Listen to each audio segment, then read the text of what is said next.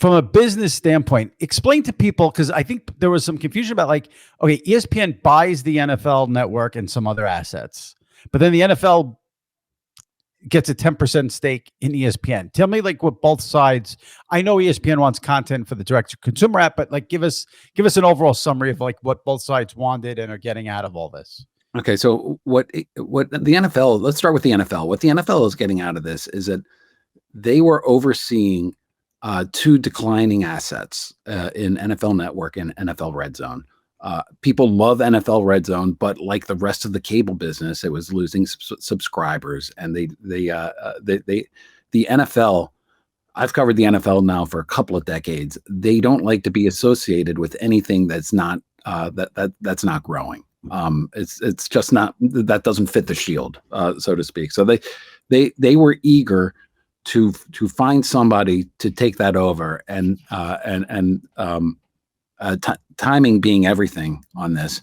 ESPN is launching a new streaming service. It needs content for the streaming service, and for ESPN, I think people are overstating somewhat the idea of like, oh well, it'll be great for ESPN to be partners with the NFL because it's going to inoculate them against the rights. Well, we just went through a period where Turner, Warner Brothers Discovery, operated all of the NBA TV, and for a long time it operated all of NBA Digital as well, and still like weren't able to close a deal with the NBA that they wanted to close. So this makes it harder to unwind. It makes it easier for ESPN, but it's not 100% certain that if ESPN doesn't pay enough for Monday Night Football, you could see that going somewhere else.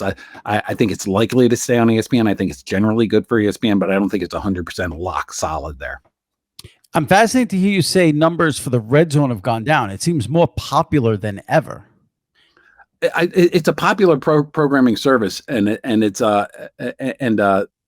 is a certain amount of hype to the Red Zone channel, but and I didn't mean to pick on Red Zone channel. The numbers for every single cable channel are dropping. I mean, the cord cutting has been going on, and so that's where the NFL Red Zone operates, and so it's just losing subscribers. It just is losing subscribers, right? And I think there's going to be a lot of, and I also thought because Sunday Ticket is priced out so much, more people would go to Red Zone. But so I'm surprised by that. I think there's going to be a lot of confusion here about Red Zone. Well, one thing I should have said at the top, I for people listening who are trying to get information, one thing I should say, nothing is happening right now. This will not really go into effect until next season, if and when government regulators approve everything. So we're going on the basis that government regulators approve this, and then it starts for the 2026 season. And Red Zone will be a linear property of ESPN's, still owned and run by NFL Network. So there are these deranged sociopaths on Twitter who think that Stephen A. Smith's going to host Red Zone, ESPN's going to put commercials on Red Zone, and ESPN is going to, like, I don't know. I got a tweet from some saying that Red Zone will go woke, as if Scott Hansen's going to talk about Ukraine.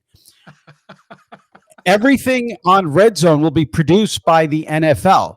ESPN is going to have nothing to do with the presentation of Red Zone.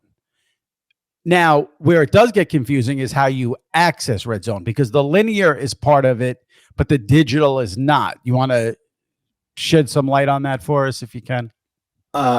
Sure. By the way, I've seen that people losing their minds over that, and I just point to like first of all, Jimmy Pitaro is a smart executive, and he knows what works and what doesn't work, and the idea that he would spend all of this money and time trying to bring over NFL Red Zone, only to have sort of Stephen A. come in like in the corner to roll his eyes every time a Jets quarterback throws an interception or whatever. Right. Like that's not going to happen. Like it's and you can point there are several examples, like bringing in Pat McAfee. I mean, they stay out of Pat McAfee. They just let him do what he does. So the idea that they're going to try to ESPNify Red Zone, I don't think is accurate. I don't think will happen. Yeah. And let me just say one thing, because I was shocked by the amount of people responding who are worried about ESPN putting commercials on Red Zone. First of all, they can't. It's going to be, again, run by the NFL. And it was the NFL last year who I don't watch Red Zone because I watch Sunday Ticket. But I think last year is when they started to put some sponsorships or some ads in Red Zone, correct? Yeah, they've been sort of going that way a little bit. I would be surprised if they didn't try. I mean, TV is an advertising medium. I would be surprised if they didn't try to add in some sort of ads, but it would be like a side-by-side ad. You would still be able to get your they wouldn't cut to a 2-minute break of ads, and I mean, that's the whole point of Red Zone, for goodness sakes. Exactly. And it would be, if they did that, it would be done by the NFL, not ESPN. Right. Now, I do believe that the part of the reason that ESPN wanted to do this is for access through its direct consumer app that's launching in a couple of weeks.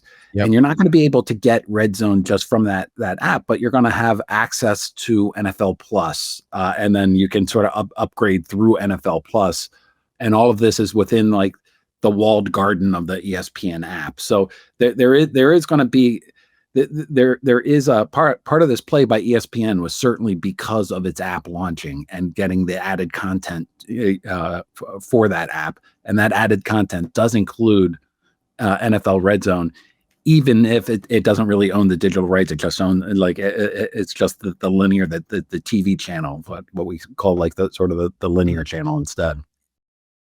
It's my favorite time of the year. The NFL season is almost here and fantasy football is in full swing. This season, Yahoo Fantasy is taking it up a notch and giving you a fantasy football experience like never before. This year, I'm playing on Yahoo Fantasy, and you should too, whether you're a first-timer or a veteran making your millionth league.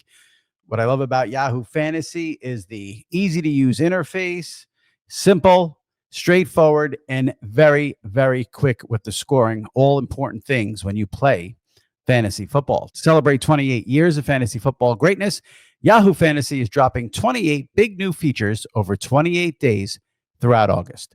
To kick it off, they just dropped Yahoo Fantasy Guillotine Leagues, a killer new way to play fantasy football on Yahoo, where the lowest scoring team gets eliminated each week until there's one team left standing. With the season around the corner, now is the time to get your league together and give this new mode a try. If you're more into the classics, you can still play in head-to-head private leagues or join a public league. Stay tuned for more killer announcements and start playing Yahoo Fantasy Football now at yahoofantasy.com/SI Media. That's yahoofantasy.com/SI Media. It's sort of impossible to talk about the ESPN NFL deal without talking about the direct-to-consumer app, because that's really what this is all about at the end of the day. So from what I know, if you're still a relic like me and have cable, everything will be relatively easy for you. It's really the cord cutters who might have to go through an extra layer or two for Red Zone, because if you don't have a base subscription, like I pay cable, Verizon, Fios, some people have YouTube TV, I guess there's Hulu Live, if you don't have one of those things and you just want the $30 a month ESPN direct-to-consumer app, you will have access to every ESPN station there is. You'll end up next year with access to NFL Network, but you will not have access digital only to Red Zone. You have to pay a separate for that. Right. And I think you have to pay. So this interview is kind of funny because it's like we started with Cashman and talked about baseball. Like it's all like, that's sort of how this deal is, Jimmy. It's sort of like we're going to find out a lot. My understanding is that the only way you're going to be able to get the NFL Red Zone through the ESPN app that's launching is through the NFL Plus aspect of it, as opposed to just buying it directly. Like you have to buy NFL Plus. Right. Then you'll get access to it. But I think that's an important point, though, that you made, where ESPN is doing they're redoing their deals. They did it with Charter. They did it with Comcast. I think they've done it with Verizon, to where if you're a subscriber to one of those bundles, you're going to be able to have access for free to this ESPN app And so that's going to help ESPN because they're going to add you in as a subscriber, whether you use the app or not, and sort of turbocharge that aspect of it.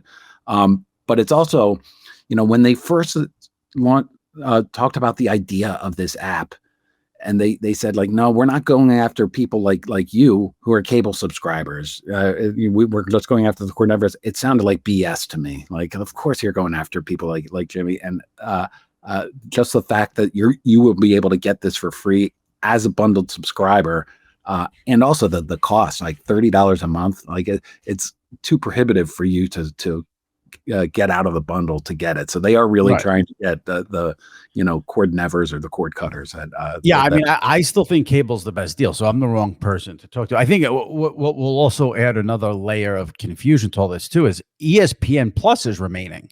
So if you don't want the $30 direct to consumer app, there's still the $11.99 ESPN app, ESPN Plus app, which is not going away. Obviously, that will have a lot less. You won't have access to everything, but there's still that option. So I guess for someone like me who's going to keep cable, I can go, like, I don't know. Okay, so on a Saturday afternoon, there's a random ACC football game that I'm going to have money on. That's not on ESPN or ESPN2 or the ACC network. Am I watching it on the $30 app or am I watching it on ESPN Plus? Like, there's still, I think, a little. Well, as a Verizon subscriber, you'll be able to watch ESPN Plus through the ESPN app.